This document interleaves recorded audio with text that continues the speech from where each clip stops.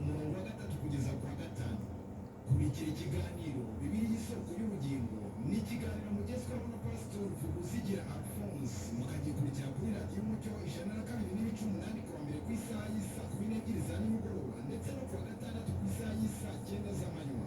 Wifuza kuvugana na Pastor Alphonse wahamagara kuri nimero ya telefone 0788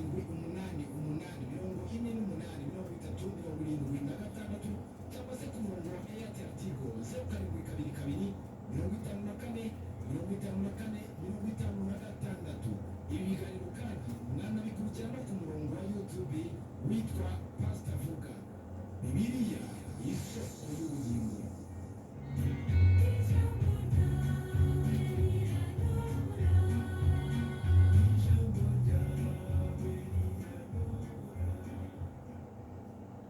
Bene data bakundwa n'umwami wacu Yesu Kristo, turabasuhuje mu izina rya Yesu. Iki ni cya kiganiro Bibiliya isoko y'ubugingo mutegurirwa kandi mukagezwaho na Pastorvuga Alphonse. Reka dusenge. Data wa twese ukiranuka, turagushimye uyu mwanya mwiza uduhaye kugira ngo twumve ijambo ryawe.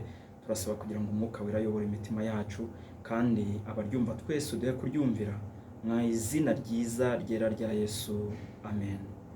Kubo twari kumwe ubushize aho duherukira kuganira ku gitabo cy'ibyahishuwe, twaganiriye mu gice cya 12 cyatwerekaga iby'ikiyoka n'umugore.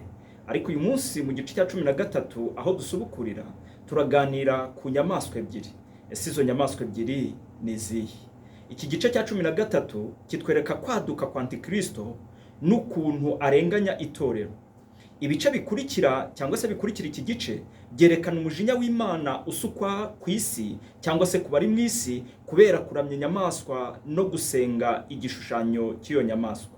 Umurongo wa mbere w'iki gice werekana ko iyi nyamaswa twigeze kuyibona mu gice cya 11 umurongo wa 7 ntiyazamutse iva ikuzimu kugira ngo irwanye babahamya babiri babandi Imana yatumye mu isi guhamya. Kandi ibyo tubona muri iki gice bifitanye isano n'ibiri muri Danieli igice cya 7.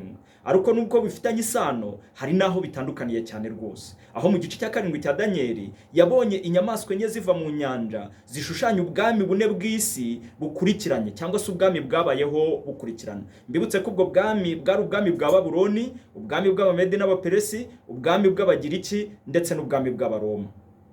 Danieli mu byabonye yavuze ngo iva mu nyanja, nkuko tubibona mu gice cya 17 umurongo wa 15. Tubwirwa yuko inyanja ishushanya amoko n'amateraniro y'abantu n'amahanga n'indimi zitandukanye, nkuko tubibona muri Yesaya igice cya 57 umurongo wa 20. Inyamaswa n'ikiyoka bivuga aha hantu, ikiyoka aricyo Satani, bifitanye isano. Byerekanwa nuko byombi bigira amahembe 10 n'imitwe 7, nkuko tubibona mu gice cya 12 umurongo wa 3. Cyakora ikiyoka gifite ibisingo 7 ku mitwe yacyo, naho inyamaswa ifite ibisingo 10 ku mahembe yayo. Ibisingo 7 by'ikiyoka bishushanya ubwuzure bw'imbaraga zacyo cyangwa se kuzura kw'imbaraga zacyo cyangwa se kuzura kw'imbaraga za Satani. Naho amahembe 10 y'inyamaswa n'ibisingo byayo bishushanya abami 10 bakorana nayo, nkuko bigaragara mu gice cya 17 umurongo wa 12. Cyakora nta byinshi tubwirwa kuri aba bami. Bamwe bavuga yuko inyamaswa ishushanya ubwami bwa Roma mu gihe cya Yohana, imitwe igashushanya abami babwo 7 bakurikiranye nk'uko ubwo bwami bwagiye bukurikirana. Ariko twe tubona yuko mu biranga inyamaswa hari bidahuye neza n'ubwami bwa Roma bw'icyo gihe uko tubuzi. Ibyo bigaragaza yuko inyamaswa ishushanya Anti-Kristo w'igihe cy'iminsi y'imperuka izaba ifite ibiyiranga bimwe bisa n'iby'ubwami bwa Roma bw'icyo gihe cya Yohana, ikanabisangira n'ubundi bwami bukomeye mu mateka y'isi. Tunibutsa yuko Bibiliya itwereka yuko Anti-Kristo azaba ari umuyobozi w'ubwami bufite imbaraga nka bwa bwami bune bwa bundi twabonye. Ku mitwe yayo rero y'iyo nyamaswa hariho amazina yo gutuka Imana. Inyamaswa izigira nk'Imana. Ibi bimeze nka rya hembe rito muri Danieli igice cya 7 umurongo wa 25 ryavugaga ibyo kugomera isumba byose. Iyi nyamaswa niyo kizira kirimbura Yesu yavuze muri Matayo 24 umurongo wa 15 kizahagarara hera. Niyo munyabugome umubisha wishyira hejuru y'ikitwa Imana cyose cyangwa igisengwa kugira ngo yicare mu rusengero rw'Imana yiyerekane ko ari Imana, nkuko tubona mu rwa 2 rw'Abatesalonike igice cya 2 umurongo wa 4. izina rituka Imana nk'uko bigaragara muri iki gice, abasobanuzi benshi bumva ko inyamaswa iziyita Imana ubwayo. Ni ukuvuga ko inyamaswa iziyita Imana kandi izategeka ko abantu bayiramya, nk'uko tubibona muri iki gice cya 13 umurongo waho wa 4. Uku kwiyita Imana kwabayeho mu mateka y'ubwami bwa Roma, ndetse uwategekaga mu gihe cya Yohana ari we Domisiyani wari uwategekaga ubwami bwa Roma. Muri icyo gihe yategetse guhera muri 81 kugeza muri 96 nyuma ya Yesu, yategetse ko abantu bamusuhuza ngo uraho mwami Imana. Nkuko tubona rero muri iki gice cya 13 umurongo wa 2, inyamaswa Yohana yabonye ngo yasaga n'ingwe, amajanja yayo yasaga n'aya aruko, akanwa kayo kasaga n'ak'intare. Inyamaswa ikubiwemo ibintu bimwe byarangaga za nyamaswa 3 za mbere muri Daniel igice cya 7. Naho inyamaswa ya 4 yo muri Daniel 7 yari ifite amahembe 10 kimwe n'iyi nyamaswa Yohana yabonye. Birerekana yuko iyi nyamaswa ikubiwemo ubukomere cyangwa imbaraga byarangaga za ngoma enye zikomeye za kera Daniel yeretswe mu gice cya 7. Nanone tubwirwa amagambo avuga ngo cya kiyoka kiha imbaraga zacyo n'intebe yacyo n'ubwami n'ubutware bukomeye. Imbaraga n'ubutware by'inyamaswa ntibizaba bisanzwe, ahubwo hazakorera muri yo imbaraga n'ubutware bikomeye by'ikiyoka ubwacyo, aricyo Satani. Ububi bukabije bwa Satani bukorera muri ubwo bwami buzagaragara rwose ku mugaragaro. Uku niko Paulo yadusobanuriye Anti-Kristo ari we munyabugome, nk'uko tubibona mu rwa 2 rw'Abatesalonike igice cya 2. Iyo usomye ku murongo wa 3 rero w'iki gice cya 13 cy'ibyahishuwe, umutwe umwe w'inyamaswa warishwe. Twumve neza ko uwo mutwe wapfuye, ntabwo gusa n'uwapfuye, ahubwo Yohana avuga ko rwa ruguma rwarishe koko, cyangwa se rwishe ya nyamaswa koko. Ariko ngo uruguma rwawishe rurakira, umutwe upfuye wongera kuzaba muzima. Abasobanuzi benshi ba Bibiliya kuri iyi ngingo bamwe bavuga ko bivuze yuko umwe mu bami ba Roma ba kera azazuka nk'igikoresho cya Satani. Cyakora si umutwe wonyine wapfuye, ahubwo ni inyamaswa ubwayo yarapfuye, nk'uko tubibona muri iki gice cya 13 umurongo wa 12 ndetse na 14. Tukabibona no mu gice cya 17 umurongo wa 8. Inyamaswa ni umutware witwa Anti-Kristo. Cyakora ni n'ubwami bwe, kuko tumaze kubona ukuntu inyamaswa ikubiwemo ibyarangaga bumwe mu bwami bukomeye bwa kera, nk'uko Daniel yabweretswe. Ubusobanuro rero bwanyura mu nzira ebyiri. Ahangaha ubusobanuro twabushakira mu nzira ebyiri. Imwe ni uko icyapfuye ari umuntu runaka uzabaho muri icyo gihe cy'imperuka, abantu bakazatangazwa no kuzuka kwe. Ariko inzira ya kabiri ni uko icyapfuye ari ubwami bukomeye bwa kera, abantu bakazatangazwa no kubona ubundi bwami bwadutse bukubiwemo ugukomera kose kwa bwa bwami bwa kera. Ahangaha ntekereza ko ariko abasobanuzi benshi babigaragaza. Ariko ikigaragara cyane ni uko ari ubwami bukomeye buzongera kubaho, bufite imbaraga n'ubutware n'ubushobozi nk'ubwa bwami bune Daniel yeretswe. Ariko iyo usomye umurongo wa 4 w'iki gice cya 13, aho niho tubonera umugambi w'inyamaswa. Ntizashaka gutegeka gusa, izagaragaza imbaraga zayo nyinshi cyane, bituma bari mu isi bazumva ko kuyirwanya ari iby'ubusa, kandi kutajyana nayo mu ruhande rwayo ari ugupfa. Tubona mu rwa 2 rw'Abatesalonike igice cya 2 umurongo wa 9 n'uwa 10. Nongera nsubiremo hano neza. Abantu benshi bazabona imbaraga zikomeye z'inyamaswa, ndetse gukomera kwayo bizatuma abantu basa naho bavuga bati nta wayirwanya, kandi kutajyana nayo bihwanye n'urupfu. Bityo rero abantu benshi bazahitamo kuyiyoboka. Bityo izashaka gukura imitima y'abantu ku Mana kugira ngo batayiramye, abantu bataramye Imana, ahubwo baramye inyamaswa ubwayo. Kandi muri uko kwimura Imana ngo baramye inyamaswa, abantu bazaba baramya Satani ku mugaragaro. Igihe cya Anti-Kristo ni igihe ubugingo bw'abantu buzarwanirwa, nk'uko tubibona mu murongo wa 5 n'uwa 6 w'iki gice cya 13 hatubwira akanwa kavuga ibikomeye n'ibyo gutuka Imana. Niko iyi mirongo itubwira. Rero bifitanye isano n'ibyo dusoma muri Daniel igice cya 7 umurongo wa 8, 20 na 25, aho tubona rya hembe rivuga ibikomeye n'ibyo gutuka Isumba byose. Kuvuga ibituka Imana ni ukwiyita Imana ubwe. Mu by'ukuri nicyo Pawulo atubwira ko gutuka Imana kuzaba gushingiye ku kuba Anti-Kristo ubwe yiyita Imana. Niko abatambyi bakuru bareze Yesu mu gihe yavugaga ko afite umwanya iruhande rw'iburyo bw'Imana Isumba byose, nkuko tubona muri Matayo 26 umurongo wa 65. Aha nanone tubona cyagiye cy'imyaka 3 n'igice gishushanya cyagiye cya nyuma cy'imibabaro myinshi idasanzwe bw'itorero rizarenganwa cyane. Tubwirwa yuko impamvu imwe y'imibabaro myinshi ku bantu b'Imana nuko kizaba ari igihe cy'ukwiganza kw'inyamaswa cyangwa Anti-Kristo. Ku murongo wa 7 hatubwira ko ihabwa kurwanya abera no kubanesha. Tubwirwa yuko ubwanzi bw'inyamaswa buzanesha abera.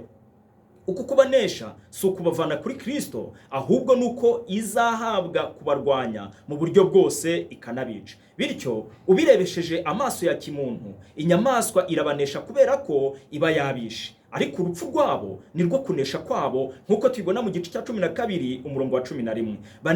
Baneshwa ku buryo bw'umubiri, nyamara bazaba banesheje mu buryo bw'umwuka, kuko bazaba bahagaze kuri Kristo, ntibatume n'urupfu rumubakuraho ngo baramye inyamaswa cyangwa cya kiyoka aricyo Satani. Inyamaswa rero yahawe nanone gutwara abantu bari mu isi bose. Mu mateka y'ubwami bwa Roma ntabwo bwigeze butwara abari mu isi bose, ndetse nta bwami bumwe bwigeze butwara abari mu isi bose. Rero abafata inyamaswa bakayigereranya n'ubwami bwa Roma, tekereza ko iki ngiki baba batagitekerejeho, kuko hari ibice mu isi nubwo Roma yakolonizaga isi, ariko hari ibice Roma itari ifite. Kandi uku gutwara isi yose kw'inyamaswa kuzatuma n'abakristo b'isi yose bazagerwaho n'akarengane kayo. Bibutse ko iyi nyamaswa ni Anti-Kristo. Ku murongo wa 8 rero n'uwa 9 w'iki gice cya 13 abari mu isi bose bazayiramya. Aya magambo avuga yuko igihe kizagera kurwanya Anti-Kristo kuzagera ku ntera ndende, cyangwa kuramya Anti-Kristo kuzagera ku ntera ndende, intera itabonetse no mu gihe cy'ubwami bwa Roma. Nukuvuga ngo kuramya mu gihe cya Anti-Kristo abantu bazamuramya, ndetse kumuramya nubwo twabwiye ko abantu Domisiyani bamusuhuzaga nk'Imana cyane byari bitegetswe mu bwami bwa Roma, ariko mu by'ukuri turi buze kubona yuko hari abari barahawe uburenganzira bwo kuramya Imana yabo nk'Abayuda. Ariko tubwirwa ko muri iki gihe cya Anti-Kristo kuramya Anti-Kristo kuzagera ku rwego rwo hejuru. Ibi bisobanuye iki? Bisobanuye ko kwimura Imana mu isi kuzaba kuri ku ntera yo hejuru. Abantu bazimura Imana mu mitima yabo kubera ibibanezeza n'ibindi bimeze bityo, ibyo Anti-Kristo azabaha cyangwa azabasezeranya, mu by'ukuri kwimura Imana kuzaba kuri ku rwego rwo hejuru. Abari mu bwami bwa Roma rero bagombaga kuramya umwami, ariko hari mu isi abandi benshi batari muri ubwo bwami. Kandi muri icyo gihe Abayuda bari barahawe ibyo twita exemption, uburenganzira bwo kutaramya umwami. Ariko muri rya minsi y'imperuka abari mu isi bose, Bibiliya itubwira ko bazategekwa kuramya inyamaswa, ari nta exemption cyangwa ari nta burenganzira bwo kutamuramya, kuko nta mahitamo yandi azaba hari, kuko kubyanga bizaba bihwanye n'urupfu. Bityo rero abakristo bifuza kudahemuka ngo bave kuri Kristo wabakunze bazabyishyura cyangwa se bazabyishyuzwa ubugingo bwabo. Mu yandi magambo, kunamba kuri Kristo icyo gihe bizaba bihwanye n'urupfu. Hano nanone twongera kubwirwa ibirebana n'igitabo cy'umuzingo kivugwa no mu gice cya 3 umurongo wa 5. Hano no mu gice cya 21 umurongo wa 27 ni igitabo cy'ubugingo, ntabwo ari igitabo cy'umuzingo. Cyitwa igitabo cy'ubugingo cyangwa igitabo cy'umwana w'intama. Ni urutonde rw'amazina y'abamaze gukizwa kubwo kwizera Yesu Kristo nk'umwami n'umukiza wabo, wababambiwe kubw'ibyaha byabo, hanyuma bakamwizera, muri we bagahererwamo ubugingo buhoraho. Hari amagambo agira ati, uhereye ku kuremwa kw'isi. Iyi nteruro yajyana n'inshinga ivuga kwandikwa. Nanone byavugwa gutya ngo amazina yanditswe kuva ku kuremwa kw'isi, cyangwa bikajyana n'iyi nshinga ivuga ngo kubambwa, nabyo bikavugwa muri ubu buryo ngo umwana w'intama wabambwe uhereye ku kuremwa kw'isi. Kubera ko mu gice cya 17 uwo murongo wa 8 havuga yuko amazina ariyo yanditswe, nanone hari interuro igira iti uhereye ku kuremwa kw'isi. Niko tubyumva n'aha ngaha muri iki gice cya 13. Rero ni ukuvuga yuko ari amazina yanditswe mu gitabo cy'ubugingo uhereye ku kuremwa kw'isi, ntabwo ari Yesu wabambwe uhereye ku kuremwa kw'isi. Hano haravuga amazina y'abizeye Yesu, cyangwa se amazina y'abamenywe n'Imana bakayizera uhereye ku kuremwa kw'isi, yanditswe mu gitabo cy'ubugingo cy'umwana w'intama w'Imana. Ubu busobanuro nanone bufite icyo butwigisha, buhamya yuko abakristo nyabo bamenywa n'Imana kuva itarabarema. Njya nkunda kubwira abantu nkababwira ngo agakiza wahawe ni uko umunsi wizeraga aribwo kasohoye, ariko agakiza kawe Imana yakiteguriye kera isi n'ijuru bitari byaremwe. Rero iki gitabo ubwabyo kirabihamya. Rero ibi nanone bisobanuye ko bari mu kurinda kw'Imana gukomeye kuva mbere na mbere kugeza imperuka. Nubwo iminsi y'imperuka izaba ari mbibi cyane, izaba ari iminsi igaragaramo gukora kw'inyamaswa ndetse n'ubukana bukomeye bwa Anti-Kristo, ariko Imana izarinda abera bayo mu buryo butangaje. Rero kuvuga ngo umwana w'intama wabambwe bivuga ibintu bibiri. Icya mbere ni uko Yesu yapfuye kugira ngo abamukurikira bahabwe agakiza. Icya kabiri ni uko yabanjirije abamukurikiye bose mu rupfu, ari byo kwikorera umusaraba. Yesu yavugaga muri Matayo muri Mariko igice cya 8 umurongo wa 34. Iyo tugeze ku murongo wa 10 rero w'iki gice cya 13, uyu murongo urakomeye kandi ushobora gusobanurwa mu buryo bwinshi. Bamwe bafata iyi mvugo yose nk'ivuga ku barenganya abantu, bigisha yuko uko bagirira abandi niko bazagirirwa. Ufunga abandi nawe ubwe azafungwa, naho uwicisha abandi inkota nawe azayicishwa. Abandi bumva ko iyi mvugo yose ivuga ku barenganywa, bakigisha yuko abarenganywa kubarwanya abarenganya abera, kwirirwa umuntu abarwanya ari iby'ubusa. Niko abantu bakoresha iyi mvugo basobanura uyu murongo. Abandi basobanura yuko iki gice cya mbere cy'iyi mvugo kivuga ku barenganywa, n'igice cya kabiri kikavuga ku barenganya. Ugenewe gufungwa ntazabura gufungwa, cyakora uwicisha inkota nawe ubwe azayicishwa. Byigisha yuko ukurenganywa ari Imana ikugena, bityo kubirwanya nta kamaro, kuko bigomba kuza ko bizaza.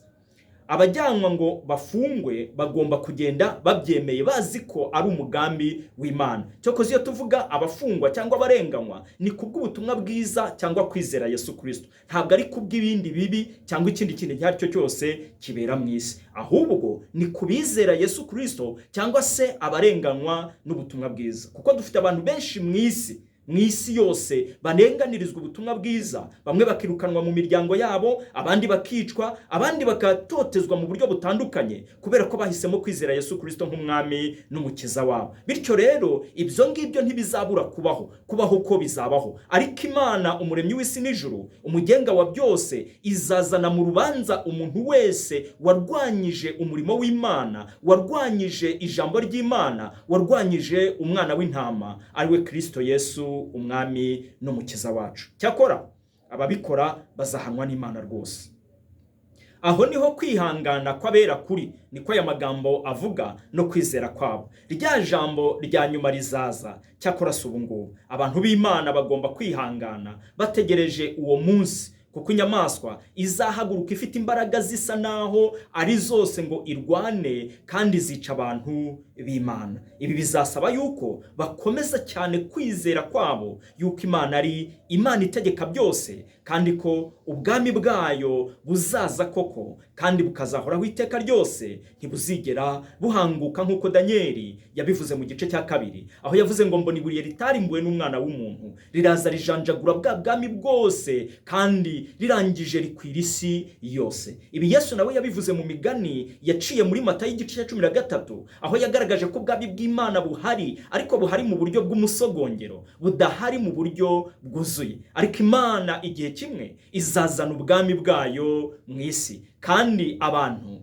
Bibiliya irambwira ngo n'abacumise umwami Yesu icumu mu rubavu nabo bazamureba. Icyo gihe nibwo umwami Imana izashyira akadomo ku mateka y'isi yose. Ariko muri icyo gihe tutari twagera muri icyo gihe, ni igihe cyo kwihangana kw'abera, kandi ni igihe cyo gukomera mu kwizera kwabo, cyane cyane abarenganirizwa ubutumwa bwiza. Umurongo wa 11 haravuga ngo mbona indi nyamaswa. Ni ukuvuga ngo iya mbere twamaze kubona bigarukira ku murongo wa 10, ariko umurongo wa 11 hano Yohana aratubwira ngo mbona indi nyamaswa. Inyamaswa ya mbere twabonye ko ari Anti-Kristo ushushanya ubwami buzaba bukomeye, bufite imbaraga nk'iza bwa bwami bune bwabanje kubaho mu mateka y'isi, ariko nanone agashobora kuzaba ari umuyobozi wabwo, ari ubwami cyangwa se ari umuyobozi w'ubwo bwami. Byombi rero bishobora kuzabaho, kuko azaba ari umwami ukomeye utegeka, ariko nanone ufite ubwami bukomeye nka bwa bwami bune twigeze kubona.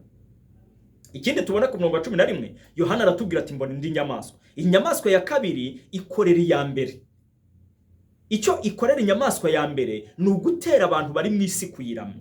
Inyamaswa ya mbere ari Anti-Kristo ikoresha iyi nyamaswa ya kabiri kugira ngo ihange idini riramya Anti-Kristo. Iyi nyamaswa ifite amahembe abiri nk'ay'umwana w'intama, ivuga nk'ikiyoka. Ni ukuvuga yuko ishaka kwigaragaza nk'umwana w'intama. Ibi Pawulo yabitubwiye neza mu rwandiko rwa 2 rw'Abakorinto igice cya 11 umurongo wa 14. Aravuga ngo rega ibyo ntibitangaje, kuko Satani yigira marayika w'umucyo. Ngo bityo rero ntibitangaje ko n'abagabura n'abakozi be bigira abagabura b'iby'umwuka. Mu by'ukuri rero ibi bintu Yohana yabonye bibaho yuko umuntu agira ishusho ya Kristo, ariko ibiva muri we bikaba ari nk'ibya Satani, bikaba ari nk'iby'ikiyoka, akaba ari ibyo kuyobya abantu, akaba ari ibyo kuyobya intore z'Imana. Yohana rero hana tubwira ko inyamaswa ya kabiri ni umuhanuzi w'ibinyoma ugereranywa n'idini cyangwa umuyobozi w'idini. Hazabaho umuyobozi w'idini n'idini rizaba rikorera Anti-Kristo, ku buryo rizatuma abantu basenga Anti-Kristo, kandi mu gusenga Anti-Kristo bazaba bamaze gusenga Satani already. Inyamaswa rero twabonye ko ifite amahembe abiri nk'ay'umwana w'intama, kandi ivuga nk'ikiyoka. Ni ukuvuga yuko ishaka kwigaragaza nk'umwana w'intama cyangwa se Kristo. Ariko ijwi ryayo rigaragaza uko iri koko. Ni igikoresho cya Satani kuko ivuga nk'ikiyoka, kandi yitwa umuhanuzi w'ibinyoma. Tubona mu gice cya 16 umurongo wa 13, igice cya 19 umurongo wa 20, ndetse no mu gice cya 20 umurongo wa 10. Inyamaswa ya mbere ni umutegetsi cyangwa se ubutegetsi ukoreshwa na Satani ngo ashyitse imigambi ye mibi. Naho inyamaswa ya kabiri ni umuyobozi w'idini cyangwa idini ukoreshwa na Satani ngo akorere ubutegetsi bw'isi, abufashe gushyitsa imigambi yabwo mibi. Mu by'ukuri rero hano Yohana asobanura neza yuko umuhanuzi w'ibinyoma azaba ari idini n'umuyobozi wabyo bikorera Anti-Kristo cyangwa se bikorera Satani, kugira ngo uwo muhanuzi w'ibinyoma hanurira amahanga, ayobye isi yose kugira ngo bakorere Satani bave ku Mana. Umurongo wa 12 rero w'iki gice cya 13 atubwira ko inyamaswa itegekesha ububasha bwose bwa ya nyamaswa ya mbere. Ni ukuvuga uyu muyobozi w'idini azategekesha ububasha bwa Anti-Kristo. Inyamaswa ya kabiri ntihangana n'iya mbere, ahubwo ikoreshwa nayo. Nta butware ifite ubwayo, ahubwo ubutware ibukomora ku nyamaswa ya mbere. Kandi umugambi wayo umwe ni uguhatira abari mu isi, abayirimo bose, kugira ngo baramye ya nyamaswa ya mbere yakize uruguma rwayishe. Umurongo wa 3 ufite amagambo agira ati ikora ibimenyetso bikomeye. Pawulo nawe yaravuze ati kuza k'uwo mugome kuri mu buryo bwo gukora kwa Satani, gufite imbaraga zose n'ibimenyetso n'ibitangaza n'ibinyoma n'ubuhenzi bwose bwo gukiranirwa kubarimbuka. Mu by'ukuri reka tuvuge, abantu benshi bajya bibwira yuko ibitangaza byose biva ku Mana, cyangwa se iyo ubwo ibintu byakozwe ari bitangaza cyangwa umuntu yavuze ibintu bikabaho ngo byavuye ku Mana. Ntabwo ariko byose biva ku Mana. Ni musome iyi mirongo yo mu rwa 2 rw'Abakorinto igice cya 2 umurongo wa 9 kugeza wa 10. Pawulo atwereka neza yuko hari imyuka y'abadayimoni ikora ibitangaza, hari imyuka y'abadayimoni ikora ibikomeye, ibitangaza bikomeye, cyangwa igahanura ibintu bikabaho. Ntabwo rero ibyavuzwe byose kuba byasohoye bivuze ko bivuye ku Mana. Aha niho abantu benshi bayobera. Kubera iki? Kubera kutagira ubutware bw'ijambo ry'Imana mu buzima bwabo, kuko ibyanditswe byera byose byahumetswe n'Imana bigira umumaro wo kwigisha umuntu, kumwemeza ibyaha bye, kumutunganya no kumuhanira gukiranuka, kugira ngo umuntu w'Imana bashyitse afite ibimukwiriye byose ngo akore imirimo myiza yose. Nagira ngo mbabwire rero ko abadayimoni, umwuka w'abadayimoni ushobora gukora ibitangaza, kandi ushobora guhanura ibintu bikabaho. Nagira ngo mbabwire rero ko mu gihe cya Anti-Kristo, ndetse Yohana yaranditse aravuga ngo uwo mwuka wa Anti-Kristo wamaze kwaduka uri hano mu isi. Bityo rero ntabwo bitangaje yuko abakozi ba Satani bakwigira bagabura b'iby'umwuka. Nanone bitwigisha yuko uyu muhanuzi w'ibinyoma kimwe na Anti-Kristo ubwe ntahagararira idini risanzwe gusa, ahubwo ahagarara mu mbaraga za Satani. Azakoresha imbaraga za Satani. Afite ubushobozi bwo kumanura umuriro uva mu ijuru. Yemwe bantu mukunda ibitangaza, yemwe bantu mwizezwa n'ibitangaza, ndagira ngo mbabwire ko hari akaga gakomeye cyane. Nyamara umuntu yarakwiriye kwizezwa n'ijambo ry'Imana, kuko ijambo ry'Imana ryo ntirihinduka. Ariko abantu bizezwa n'ibitangaza, ndagira ngo mbabwire ko harimo risike nyinshi cyane.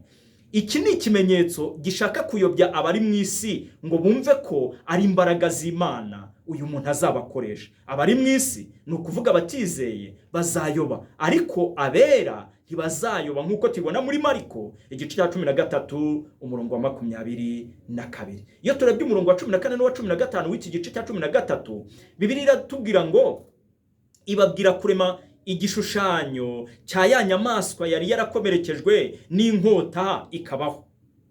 Niko iyi mirongo ivuga. Nukuvuga inyamaswa ihabwa guha icyo gishushanyo, inyamaswa ya kabiri ariyo muhanuzi w'ibinyoma, ihabwa guha icyo gishushanyo cy'inyamaswa guhumeka ngo kivuge kandi cyicishe abatakiramya bose inkota. Iyi nyamaswa ariyo muhanuzi w'ibinyoma izakora ibitangaza bikomeye cyane.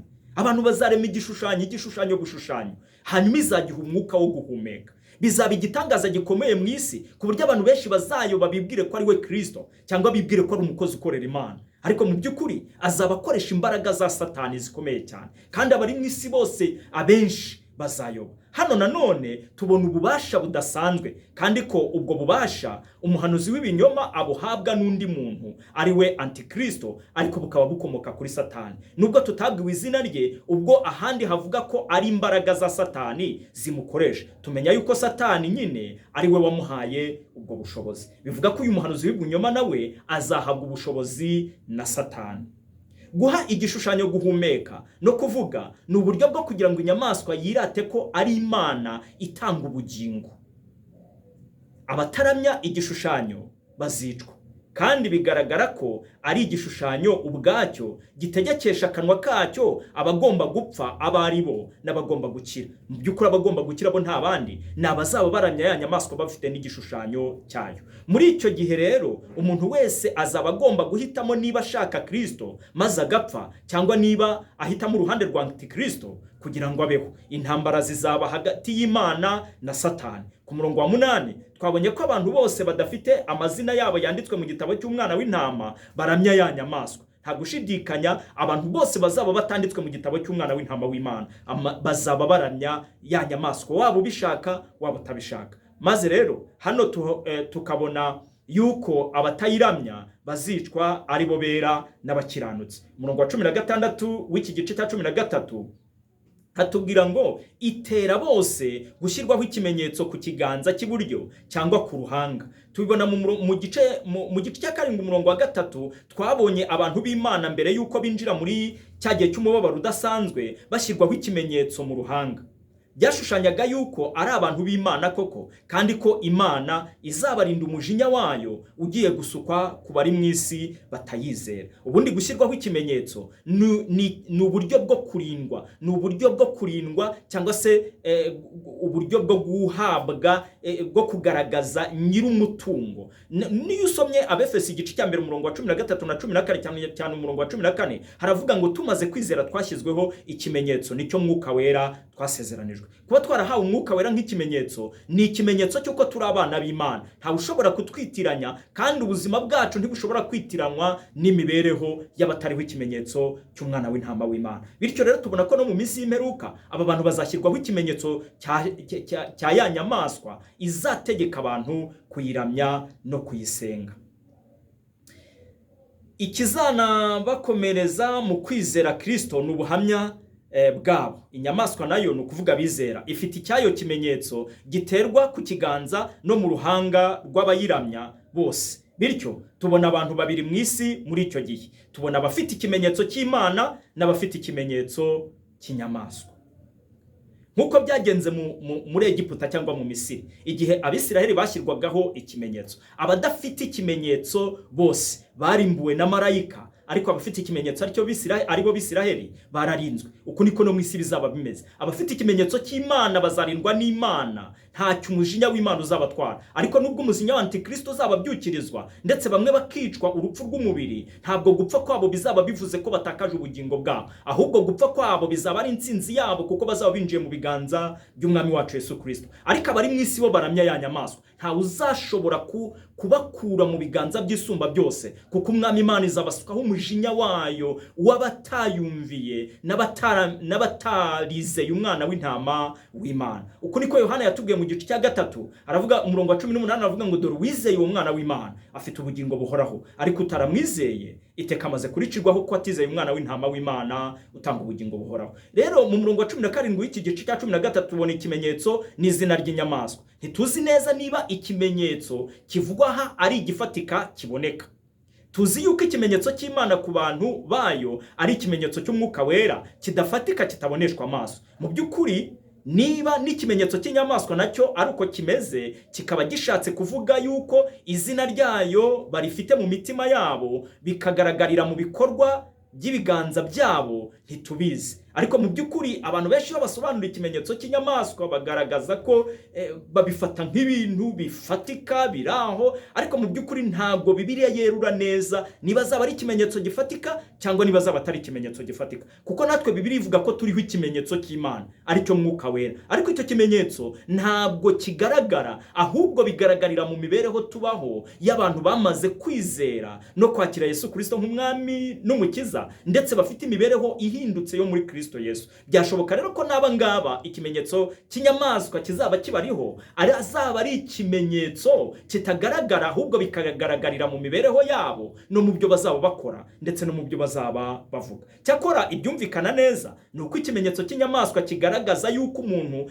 azaba amaze kuyigandukira kandi akaba asigaye ayiramye. Ubundi iki nicyo kintu cy'ingenzi gikomeye cyane, ni uko umuntu nagaragaraho ikimenyetso cy'inyamaswa, deja kuramya iyo nyamaswa, kuyigandukira ubwabyo ni ikintu kizaba kigaragaza yuko uriho ikimenyetso cy'inyamaswa.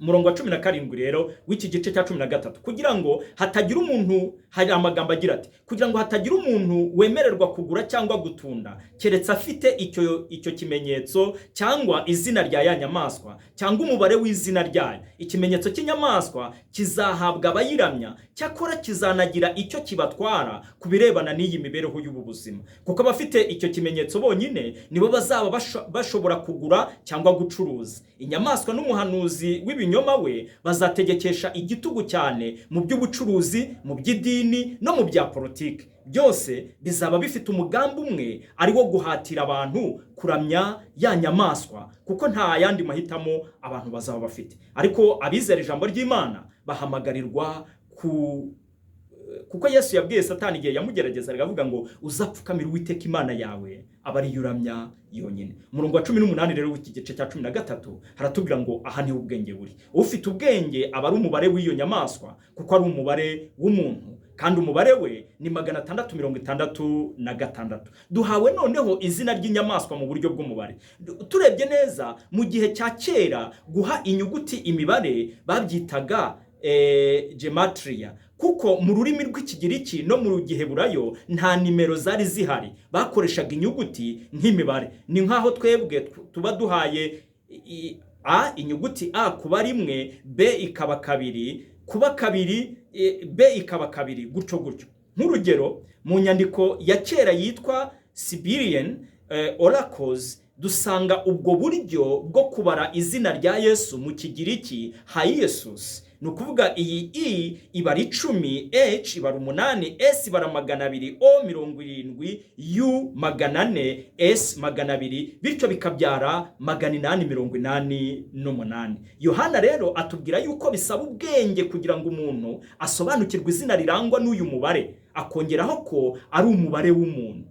Abashakashatsi bamwe b'iki gihe bumva ko 666 uvuga umwami Nero wategekaga mu gihe cya Yohana, wa wundi wishe abakristo benshi ndetse akanabamurikishiriza umujyi, ababeshye ko aribo batwitse umujyi, nyamara ari we wabikoze. Ikibazo nuko izina rye mu Kigiriki, ni ukuvuga izina rya Nero, ribyara 1005 atari 666. Kugira ngo rero bagere kuri 666 bagomba gukora ibintu bibiri. Icya mbere, bagombaga kwandika izina rya Nero mu Giheburayo, mu cyimbo cyo kuryandika mu Kigiriki. Ibi rero bigatuma umuntu yakwibaza impamvu Yohana mu kwandikira abavuga Ikigiriki batazi Igiheburayo yakoresha ubwo buryo bwo kwandikira abantu mu Giheburayo. Ubwo rero bivuga ko abavuga yuko uyu mubare 666 ushushanya Nero ntabwo ari byo. Icya kabiri, kugira ngo bagere kuri 666 neza, bisaba ko bahindura gato imyandikire isanzwe y'izina rya Nero. Ikindi kibazo cy'ubu busobanuro nuko bigishaga ibyahishuwe by'icyo gihe,